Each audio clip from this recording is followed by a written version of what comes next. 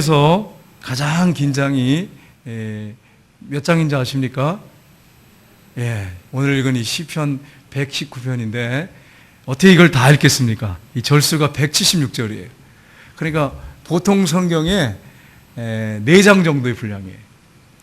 몇 절로 되어 있느냐? 176절로 되어 있어요. 그러면 성경 가장 짧은 장이 몇 장입니까? 아세요? 성경에서 가장 짧은 장 119편 앞에 있습니다. 그럼 몇 장입니까? 117편이에요. 거기는 2절로 되어 있어요. 2절로 되어 있으니까 여러분이 성경을 100장 읽고 싶으면 1시간만 드리면 2절이기 때문에 충분히 100번 읽을 수 있어요.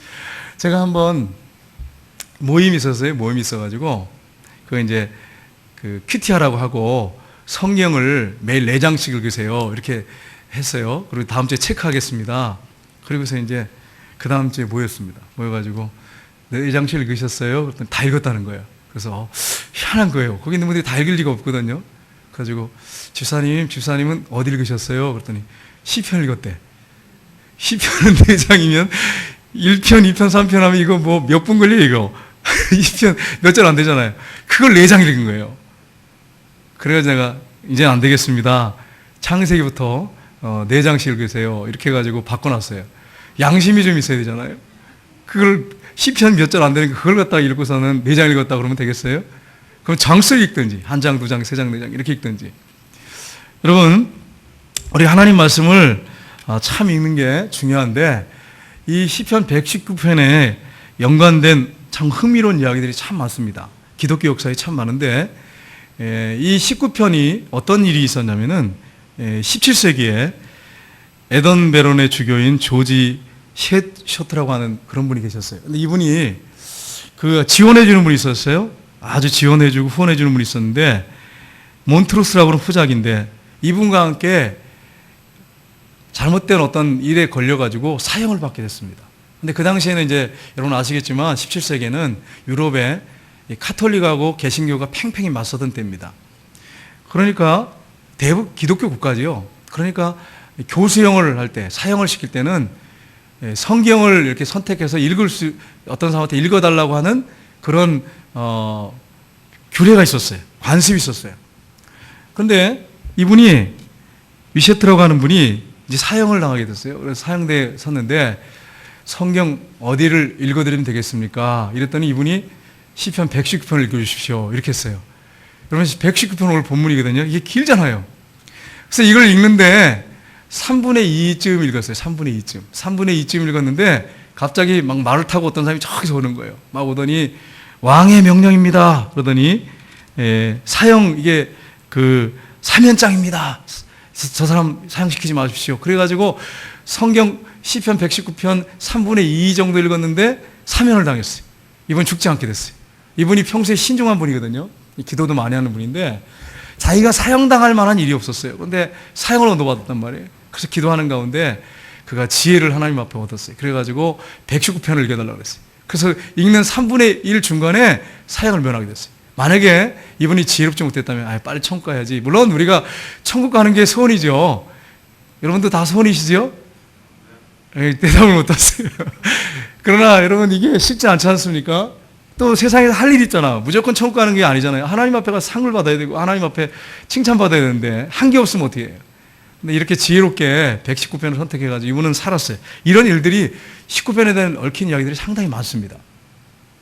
그런데 여러분 이 19편을 여러분 읽어보면 한 절 한 절 보시게 되면 어떤 게 있냐면 하나님 말씀 성경에 대한 내용이에요. 그러니까 한 절 한 절마다 뭐 규례, 율법, 법 뭐 쭉 나오죠. 율례, 주의, 법 뭐 나는데 이 모든 것들이 결국은 하나님 말씀 성경에 대한 얘기예요.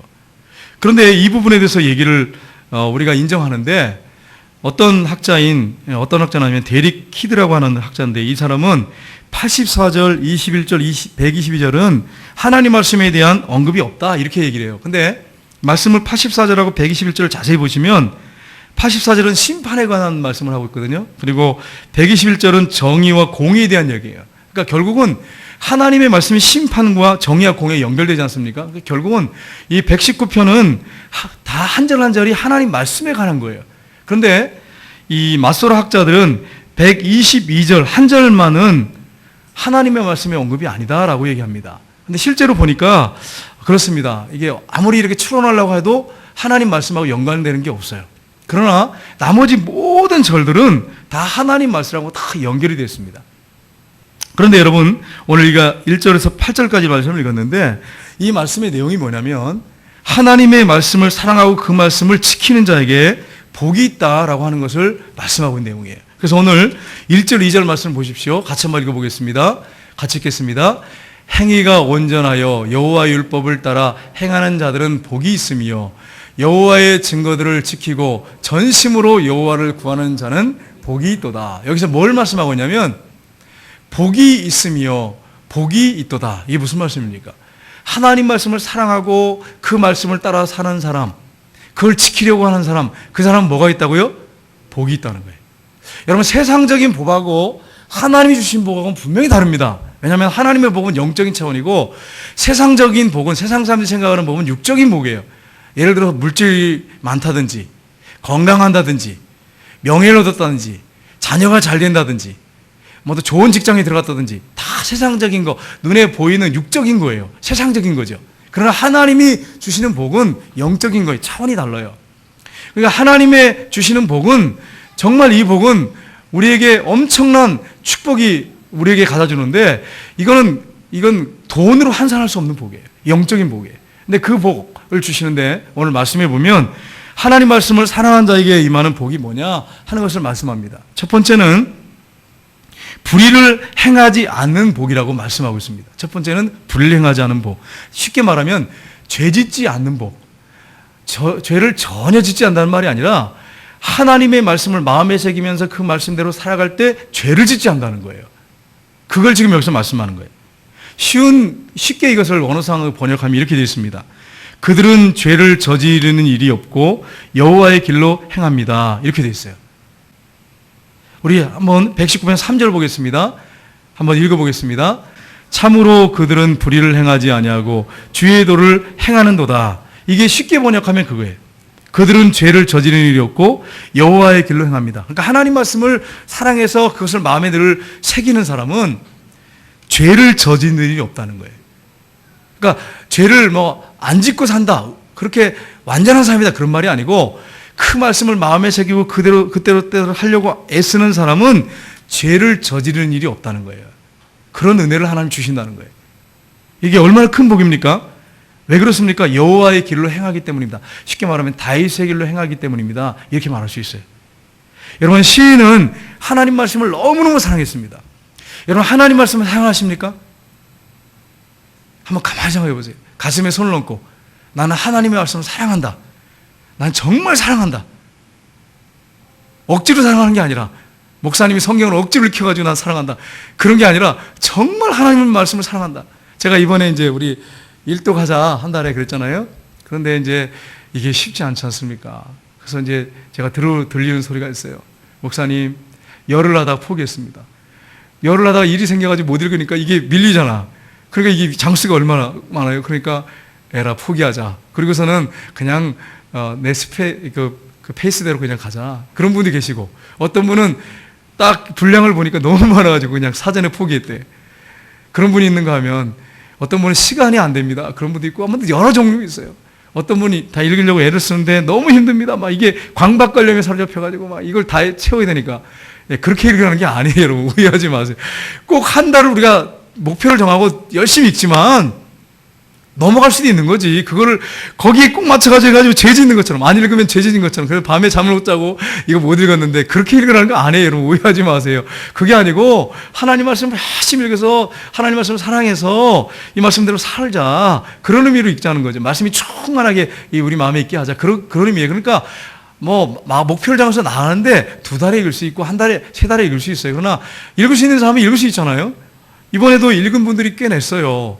읽어가지고. 그러니까 여러분이 광박걸림에 사로잡히지 말고 자유롭게 읽으시기 바랍니다. 사랑하는 마음을 가지고. 여러분, 평생에 언제 이렇게 성경을 읽겠어요? 우리가 같이 뛸 때, 같이 한번 합시다 했을 때 읽을 수 있잖아요. 그래, 같이 한번 읽었으면 좋겠어요. 쉽지는 않습니다. 그러나 노력할 필요가 있습니다. 시인이 하나님 말씀을 얼마나 사랑했는가 하는 거예요. 한번 볼까요? 시편 119편 14절 말씀 보겠습니다. 같이 읽겠습니다. 내가 모든 재물을 즐거움과 같이 주의 증거의 도를 즐거워했나이다. 이게 언어상에 보면 뭐라고 되냐면은 사람이 많은 재물을 좋아하듯이 내가 주의 증거, 이 말씀의 도를 즐거워하나이다. 사람들은 재물을 얼마나 좋아합니까? 여러분, 통장에 예를 들어서 10억이 저축이 돼 있어. 그러면 그거 보고 얼마나 행복하겠어요? 예? 통장 꺼냈다 봤다 막 그렇지 않겠어요? 만약에 저에게 그게 통장에 10억이 있다면, 예, 믿음이 있으니까 바치겠지만, 오해하지 마세요. 바치겠지만, 그러나 만약에 이제 바칠 거 다 바쳤다고 했을 때 10억이 들어있으면 이거 통장에 10억이 있으면 생각해봐요. 목사지만 사람이잖아요. 그거 좋아가지고, 야, 이게 보면 흐뭇하고, 이거 만약에 생각하면, 여러분 얼마나 든든합니까? 솔직히 얘기해서. 안 믿는 사람들이 이걸 사랑한단 말이에요.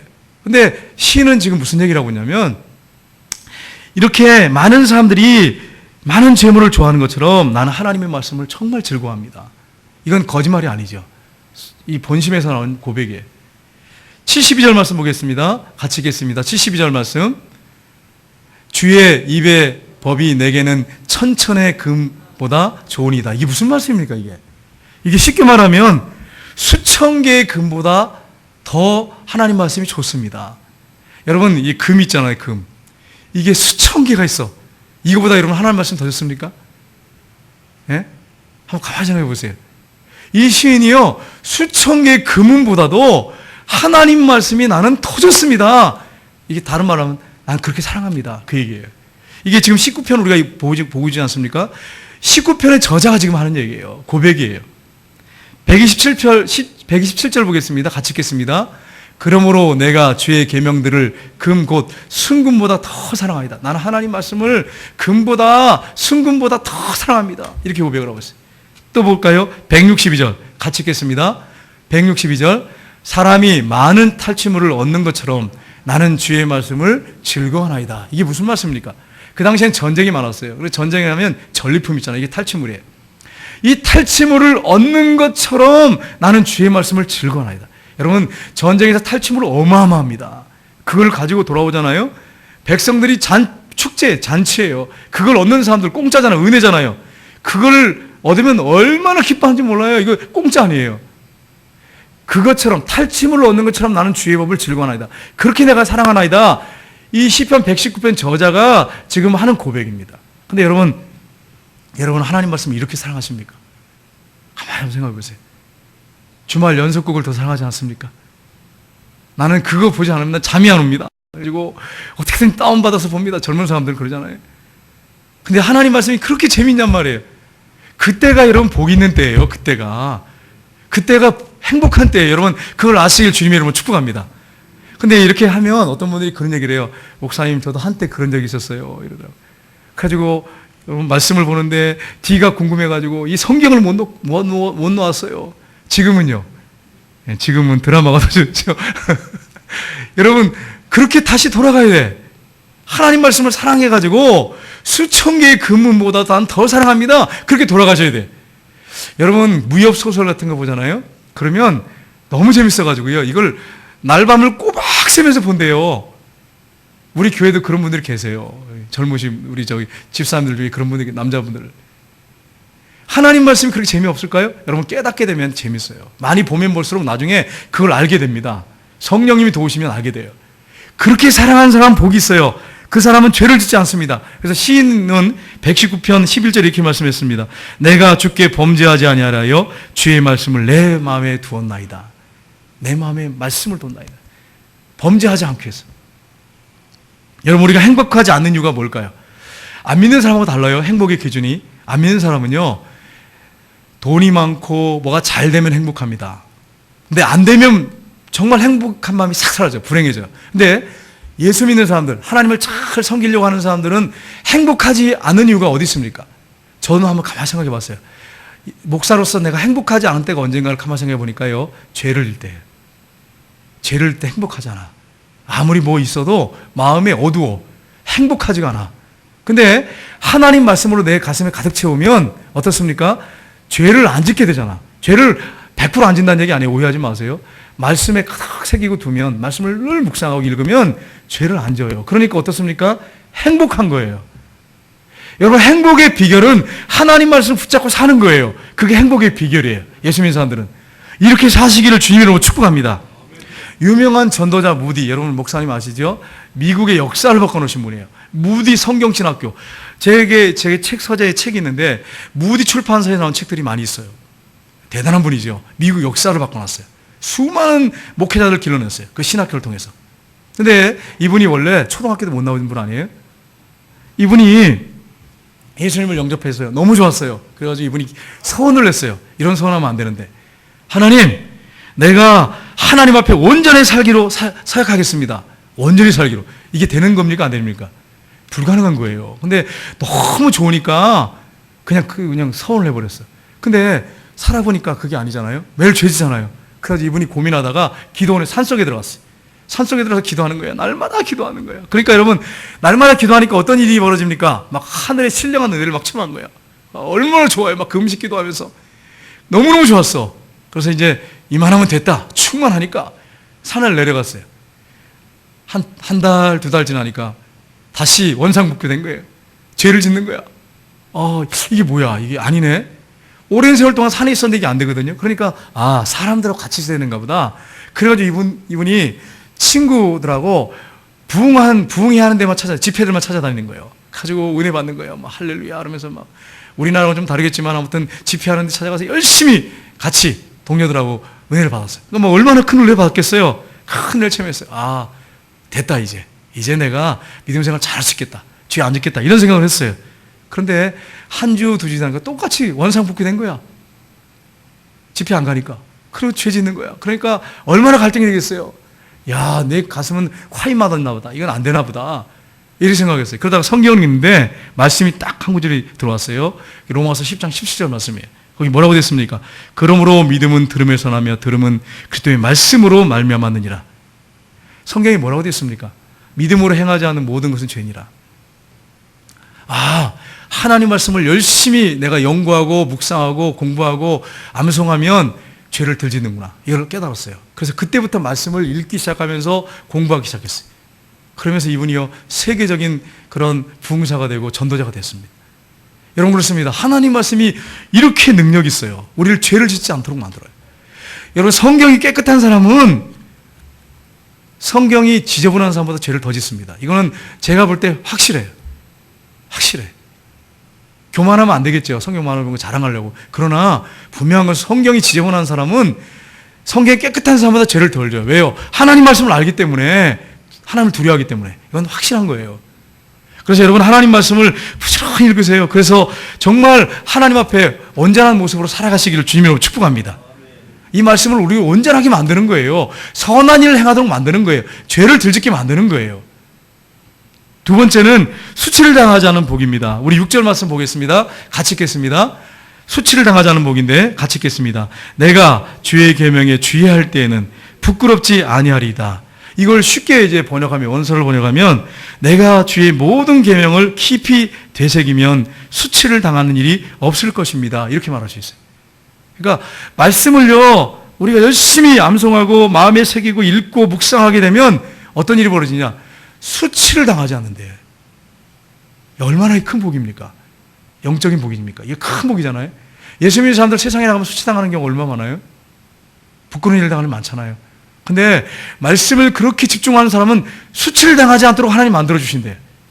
권위를 세우신다는 거예요. 그 사람을 세워주신다는 거예요. 이게 얼마나 큰 복이에요. 시편 25편 3절 상반절이 이렇게 되어 있습니다. 한번 같이 보겠습니다.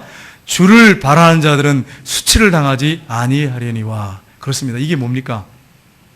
주께 소망을 둔 사람, 소망을 두고 말씀을 읽고 묵상하고 열심히 연구하고 말씀을 집중하는 사람은, 주님을 바라는 바는 그 소망을 주님께 두는 사람이죠. 이런 사람은 수치를 당하지 않는데. 이게 얼마나 큰 복이에요. 여러분, 세상 앞에서, 사단 앞에서, 또 사람들 앞에서 수치를 당하지 않도록 해주신대요. 원수 앞인 이 사단 앞에서 우리에게 하나님께서 기름을 부어주시고 밥상을 차려주신대. 이 시편 23편의 고백이에요. 여러분, 우리가 하나님 말씀을 열심히 읽고 묵상해서 수치를 당하지 않는 사람들 다 되시기를 주님의 이름으로 축복합니다. 하나님께서 여러분의 앞에 밥상을 차려주시고 여러분의 머리에 기름을 발라주시는 역사가 있기를 주님의 이름으로 축복합니다. 존 러스킨이라고 하는 이분은 목사님이 아닙니다. 이분은 신학자도 아니고 선교사도 아니에요. 근데 이분은 어떤 분이냐면 비평에 정통한 저술가입니다. 책을 많이 쓰신 분이에요. 이분이 어머니가 좀 특별한 분이었어요. 이 어머니가 칼빈을 굉장히 존경해가지고 칼빈에 관계된 책을 많이 봤어요. 그래서 엄격한 분이에요. 성경을 쥐하로 읽고 묵상하시는 분이에요. 그 어머니는 이분의 이야기는 늘 성경을 들고 계셨대요. 그렇게 묵상하신 분이에요. 그러니까 이 어머니가 경건하셨죠. 자기한테도 사람들한테도 엄격하신 분이에요. 이분이 아들한테 무슨 얘기를 하냐면 너는 앞으로 성경 암송 안 하면 밥 안 준다. 이거 우리나라로 말하면 밥을 안 주는데 그 유럽은 빵이죠. 빵 안 준다. 빵 안 준다. 여러분 제가 전에 한번 말씀드리겠죠. 시골에 가서 제가 있을 때 우리 할아버지가 너무너무 부지런하셨어요. 새벽부터 일어나서 밤늦게까지 일어났어요. 그래가지고 제가 누워있잖아요. 방학 때. 학생이 좀 쉴 수도 있잖아요. 그래서 이렇게 누워있으면요. 탁 하는 말이 뭐냐면 저렇게 누워있게 하지 말라는 거예요. 저렇게 우리 외할머니한테. 그러면 할머니가 야, 너 밥 먹으려면 성경 암송해. 누워가지고 그러니까 내가 말 안 듣잖아요. 그러니까 너 누워가지고 여기 그 달력에 칼한데 교회에 탁 하려게 뭐 성경 구절 있잖아. 이거 암송 안 하면 너 오늘 밥 안 준다. 그러니까 누워가지고 그거 암송했어요. 이번에 동생 만났는데 동생이 그 얘기를 하는 거예요. 둘이 가면 밥을 안 주는 거예요. 성경 안 암송. 지금도 기억이 나요. 그때 좀 많이 읽었으면 얼마나 그 감사했어요. 사랑하는 마음으로. 그게 아니고 그냥 분노가 가득 차가지고 밥을 안 준다니까. 그래도 암송했단 말이에요. 그래도 기억이 남단 말이에요. 근데 성경을 암송 안 하면 빵을 안 주는 거예요. 그러니까 암송하는 거예요. 그러니까 매일 암송하는 거예요. 이번에 어머니가 엄격했어요. 그래가지고 시편 23편, 32편, 90편, 91편, 103편, 119편도 암송했어요. 이게 얼마나 분량이 큽니까? 많습니까? 이걸 암송했어. 130편까지 다 계속 암송했어요. 성경을. 이분이 어머니에 대한 불만이 많았어요. 근데 노년에 무슨 고백을 하냐면 이런 고백을 했습니다. 이분이 말년에 그분이 글을 썼어요. 말년에 이런 고백을 했어요. 어렸을 때 어머니가 나에게 가르쳐 주시고 암송시킨 시편 119편은 가장 어려웠는데 암송하기 얼마나 어려웠겠어요. 아이가 꼬마가 어려웠는데 시편 119편이 지금은 나에게 가장 소중한 말씀이 되어 하나님의 말씀을 사모하는 영광스러운 열정이 가득 흘러넘치게 만들었습니다. 이런 고백을 했어요. 시편 119편은 하나님 말씀에 가는 거잖아요. 이걸 암송하면 뭘 기억하게 될까요? 아, 내가 하나님 말씀을 읽어야 된다. 암송해야 된다. 말씀을 묵상하고 공부해야 된다. 이걸 항상 이렇게 119편 전체가 절마다 그렇게 돼 있으니까. 그래서 하나님 말씀을 내가 사모하게 되고 열정을 갖게 되고 그래서 내가 이렇게 복된 사람이 됐습니다. 이렇게 고백을 했어요. 여러분 이 119편이 얼마나 큰 축복을 가져다 줬어요? 이걸 암송해가지고. 여러분도 한번 도전하시기를 주님 이름으로 축복합니다. 엄두를 못 내겠죠. 엄두를 못 내겠죠. 여러분, 아프리카를 변화시켰던 그 선교사님 이름 아십니까? 최초의 선교사, 아프리카의 선교의 아버지, 리빙스턴. 리빙스턴이요, 주일학교 때 은혜 받고 이 119편을 암송했대요. 그래 좀 말씀을 붙잡고 선교 아프리카로 가서 아프리카를 바꿔놨잖아요? 선교해가지고. 그러니까 하나님 말씀은 그렇게 능력이 있어요. 우리 수치당하지 않도록 만들어요. 하나님이 영광의 자리로 우리를 세우십니다. 이 사실을 여러분 기억하시고 하나님 말씀을 열심히 읽고 묵상하시기를 주님의 이름으로 축복합니다. 세 번째로 감사와 찬양을 기쁘게 드리도록 하는 복을 주십니다. 감사와 찬양을 기쁘게 드리는 복이 있습니다. 복입니다. 이 얼마나 큰 복이에요. 여러분 정말 찬양을 기쁨으로 감사를 기쁨으로 하십니까? 신앙이요 이렇게 회의가 들고 믿음이 떨어지잖아요. 찬양이 사라지고 감사가 사라져요. 이게 특징입니다. 감사도 억지로 해. 목사님이 설교 시간에 항상 기뻐라 쉬지 말고 기도하라 범사에 감사라고 했으니까 해야지. 억지로 되는 거잖아요. 마음에서 우러나오는 게 아니잖아요. 시편 우리가 보겠습니다. 19편 7절 말씀 보겠습니다. 같이 읽겠습니다. 내가 주의 의로운 판단을 배울 때는 정직한 마음으로 주께 감사하리다. 어떤 마음으로 감사한다고요? 정직한 마음으로 내가 하나님 앞에 감사하리다. 근데 이게 그러니까 본심에서 나오는 감사를 드리겠다는 거죠. 근데 언어상에 보면 이게 찬양하리다라고 하는 것도 번역이 되어 있어요. 그러니까 감사하면서 찬양한다 이렇게 말할 수 있겠죠.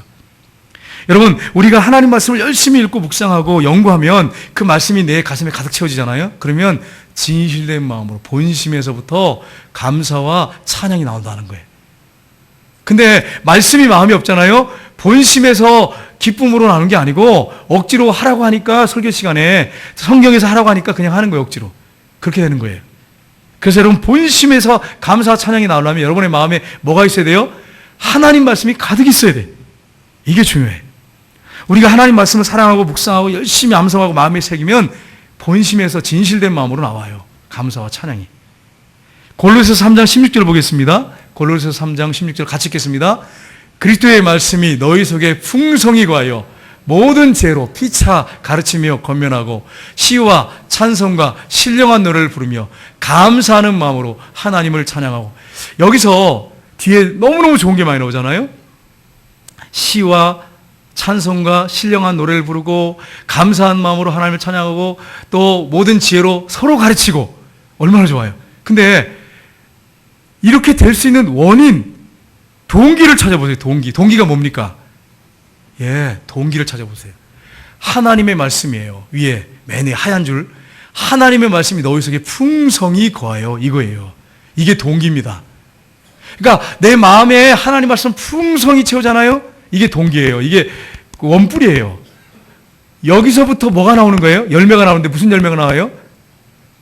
모든 죄로 피차 가르치고 권면하고 시와 찬송과 신령한 노래를 부르게 되고 감사하는 마음으로 하나님을 찬양하고. 그러니까 여러분 혹시 여러분 마음에 어떤 사람에게 대해서 말씀을 막 나누고 싶은 마음이 없고 찬송이 안 되고 감사한 마음이 사라지고, 그럼 여러분이 해야 할 일이 뭘까요? 제일 먼저 해야 될 일이 뭘까요? 하나님 말씀 마음에 채우는 거예요. 이걸 해야 되는 거예요. 그래야 진실된 마음으로 이게 나오는 거예요. 이걸 안 채우면 안 나와. 아무리 여러분 하려고 억지로 되지 이게 뭐 진실된 마음으로 나오는 거예요? 하라고 하는 거니까 하지. 안 나와. 그래서 여러분 마음에 뭘 채워야 돼요? 하나님 말씀을 가득 채워야 돼요. 근데 이 말씀하고 이렇게 평행선을 이루는 말씀이 한 구절이 있습니다. 그게 어디냐면 제가 읽진 않겠는데 에베소서 5장 18절 19절 말씀이에요. 거기 뭐라고 되냐면 술 취하지 말라 이는 방탕 것이니 성령의 충만을 받으라. 그 다음 절이 이거하고 병행 구절이에요. 19절 말씀이 뭐라고 되냐면 이 구절하고 똑같아. 너무나도 비슷해. 이 원어상에 보면 똑같아. 이게 무슨 말이냐면 성령에 충만하면 말씀을 막 가르치려고 하고 막 마음에서 찬양과 막 감사가 넘치게 되고 똑같은 말씀이 나와요. 그러니까 무슨 말이냐면 그래서 이걸 가지고 많은 목사님들, 성경학자들이 이런 말합니다. 말씀 충만은 성령 충만이다. 니꼬르다. 이렇게 얘기해요. 이게 왜 어디서 나오냐? 이걸 근거로 해서 그래요. 이 골로새서 3장 16절 말씀과 에베소서 5장 18절과 19절 말씀이 성령 충만하면 결과물이죠. 결과물이 골로새서 3장 16절 우리가 읽었죠. 결과물이 똑같아요. 성령 충만은 결과물이 똑같아. 그러니까 말씀 충만은 성령 충만이다. 이렇게 목사님들이 설교해요. 저도 근거가 있다고, 일리가 있다고 생각합니다. 맞다고 생각해요. 그러니까 하나님 말씀이 충만하잖아요. 그러면 어떤 일이 벌어지느냐? 우리 안에 역사가 일어납니다. 여러분 술 들어보셨어요? 제가 술 못 먹었다니까 어떤 우리 장로님이 직국께서 저한테 장난을 치셨어요. 뭐냐면 목사님 술을 드셔봐야 술 설교를 하시지요. 그럼 내가 술을 먹으면 되겠어요? 여러분 당장 술 먹으면 여러분 시험 들잖아. 목사님이 소주를 어떻게 드실 수 있냐고, 맥주를 어떻게 그 술집에서 먹냐, 말도 안 되는 소리. 그러니까 술을 먹을 수는 없어요. 있잖아. 이제 더 이상 술 먹으면 팔자는 아니에요. 그러나 술 취하면 어떤 일이 벌어져요, 여러분? 이런 얘기가 있어요. 사단이 바쁘면 술부터 보낸대. 이게 무슨 얘기인지 아시겠어요? 사람 망쳐놔요. 이 죄성이 있는데 술 먹으니까 제정신이 아니죠. 그러니까 아내를 때리고 밤새도록 자녀들 안에 앉혀놓고 헛소리하고. 그러니까 여러분 술 끊도록 기도하셔야 돼요. 남편이 술 드시는 분들은 술 끊도록 기도하시길 주님으로 축복합니다. 본심에서 나온 마음이 아니니까 미워하지 마세요. 그리고 막 이 사탄아 이러면서 도끼는 뜨고 그러지 마세요. 이게 술 기운에서 이게 본성이 아니니까 그 사람은 원래 선한 사람이잖아요. 원래 그분 여러분 그대를 아시잖아요. 살아보니까 술만 안 먹으면 그대 괜찮은 분 아니에요? 근데 술만 들어가면 이상하잖아요. 왜냐하면 본심이 아니라는 거예요. 본심이 아니에요. 본심이 아니기 때문에 그래. 그러니까 미워하지 마세요. 사탄이라고 하지 말고 술 끊도록 여러분 기도하세요. 술은 쳐다보기도 싫도록 그렇게 만들어 주십시오. 막 오바이트 나오도록 술 못 먹게 해주십시오. 그렇게 기도하세요. 술 끊으셔야 돼요. 그래야 여러분 정신이 제대로 들어와요. 그리고 교회 나올 수 있어요. 물론 뭐 교회 신앙생활 하다가도 성령 받으면 술 끊으니까 오라고 하십시오. 그러나 미워하지 말라는 거예요. 위에서 기도해 주라는 거예요. 네, 술 취하면 뭐가 나옵니까? 술 취한 술 취한 기가 그대로 나온단 말이에요. 말씀이 우리 안에 충만하면, 가득하면 뭐가 나와요? 말씀이 충만한 게 나오는 거예요. 그러니까 여러분, 말씀에 충만한 게 너무너무 중요한 거예요. 말씀이 충만한 게. 그래서 여러분 기억할 게 있어요. 그게 뭐냐? 풍성이, 우리 한번 그 구절 다시 볼까요? 골로새 3장 16절 다시 보겠습니다. 여기 보세요. 술 취하지 말라, 이는 방탕한 것이 성령 충만하더라. 그리고 뭐라고 말씀했어요? 그리스도의 말씀이 너희 속에 어떻게 한다고요? 풍성히 거해요. 똑같잖아요. 모든 지혜로 피차 가르침을 권면하고 시와 참여 신령한 노래로 부르며 감사한 마음으로 하나님을 찬양하고. 19절, 에베소 19장을 보면 거기도 그렇게 돼 있어요. 그러니까 여러분, 풍성히 거한다는 말은 원어상에 뭐라고 되어 있냐면 마음의 말씀이 풍성하게 넘치도록 부유하게. 여러분, 혹시 우리가 재물이 없을지라도 말씀만은 우리 심장에 좀 부유했으면 좋겠어요. 그럼 그 사람 얼마나 복 있는 사람이에요. 행복하죠. 그 다음에 여기 거하며, 이 말은 원어상에 보면 안에 살다 집으로 삼다. 그러니까 하나님 말씀이 나를 집으로 삼아, 이 몸을 집으로 삼아가지고 사는 거예요. 그래서 풍성히 말씀이 가득 차 있어. 그리고 말씀이 살아, 내 안에서. 그러면 어떤 일이 벌어지느냐? 이게 말씀이 나를 지배하니까, 생각을 지배하고 말을 지배하고 행동을 지배하니까, 술 기운에 사람이 움직이는 것처럼 말씀이 기운이 나를 움직이게 하니까, 살아있는 말씀이 움직이게 하니까 어떤 일이 벌어집니까? 역사가 일어나는 거예요. 역사가 일어나는 거예요. 그러니까 여러분, 성령이 충만한 사람은 어떤 사람이에요? 말씀이 충만한 사람이다, 이렇게 말할 수 있어요. 성령님이 그 사람을 좋아해요. 그래서 그 가운데, 그 심령 가운데 충만히 거할 수 있는 거예요. 그런데 말씀이 충만하지 않으면 그 사람 가운데 충만히 거할 수가 없어. 충만히 거하고 싶어도 충만히 거할 수 없어요. 왜요? 성경 말씀은 하나님의 감동으로 쓰여졌어요. 성령의 검이 곧 뭡니까? 말씀이에요. 성령이 사용하는 도구는 말씀이에요. 성령님은 이 말씀의 선로 위를 달려요. 그러니까 성령이 충만하려면 우리가 뭘 해야 돼요? 하나님 말씀을 우리 안에 충만히 거하도록 해야 돼요. 그렇게 하면 성령이 충만한 삶으로 살아갈 수 있다는 거예요. 이걸 놓치고 사는 크리스찬들이 너무 많아요. 근데 여러분, 술 취하거나 아니면 세상에 어떤 것에 빠져버리잖아요. 눈이 돌아버려. 어디에 미쳐버리면. 그러면 말하는 거, 생각하는 게 거기에 미쳐가지고 어떻습니까? 제정신이 아니죠. 미쳐서. 근데 만약에 말씀에 미쳐버려. 말씀이 내 안에 충만해. 그러면 성령님이 그 사람을 사용하기 너무너무 좋은 거예요. 그 사람을 인도하기 너무너무 좋고, 그 사람을 사용해서 능력 있게 쓰임받기 너무너무 좋은 거예요. 그러니까 우리가 해야 할 일이 뭐예요? 하나님 말씀을 열심히 읽고 묵상하고, 이 말씀을 여러분이 마음에 가득 채우는 거예요. 그 일을 해야 돼요.